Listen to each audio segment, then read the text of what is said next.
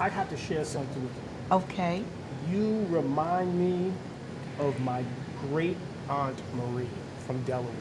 Oh, okay. Absolutely. Delaware. I had not, of course she's in my heart, but as soon as I saw you there, Yeah. it's like she looks familiar. I'll remind you of her. Yes, Yeah, look at that. absolutely. Aunt Marie. Oh, wow. The body adornment is an ancient form of expression as old as civilization itself. So to see people experience their bodies being adorned, they look at themselves differently.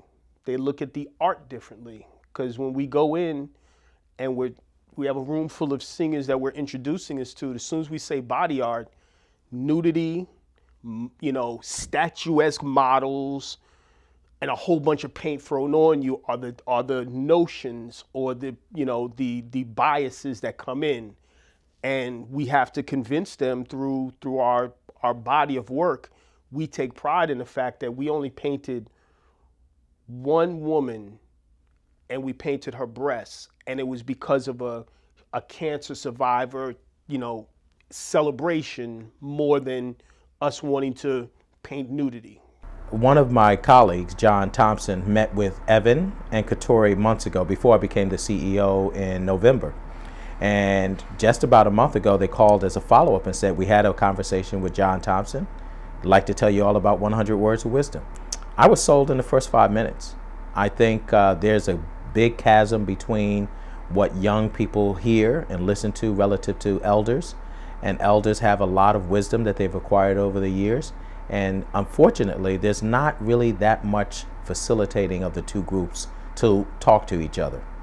I think we all go through phases in our life when we're young and we think we know all that we need to know.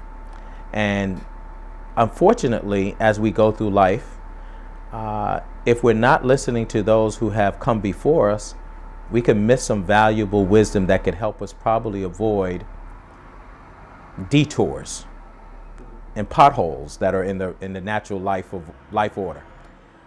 I don't think today's youth, younger adults, are necessarily predisposed to just sitting and listening to their elders. And we have elders, folks are living a lot longer. So we have folks who are 70, 80, 90 who have lived 2 lifetimes, and they have a lot to share. So when Evan and Katori came in and told me, we're trying to capture 100 words of wisdom that can be shared by elders with youth, as I said, I was sold right away because I see the impact of something that can be left behind so that when a young person is ready to listen, it's there before them.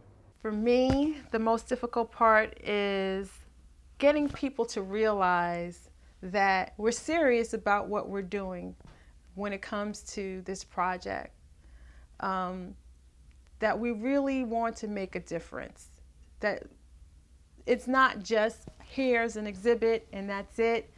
It's about making a change in the community. It's about touching people, and to get seniors to realize that it really is just body paint, and it really is your chance to speak. You have a word, you have the opportunity to tell your story, share your life, take advantage of it, and get celebrated, And I think some may feel, okay, is this real? Is this really going to happen? Is this something that, do you really care about us? But once they meet us, once we talk to them, once they get involved, I get hugs, we get kisses. To hear the stories just takes us in uncharted territory, and it's really becomes a learning experience and truly helps me to really appreciate each individual's journey.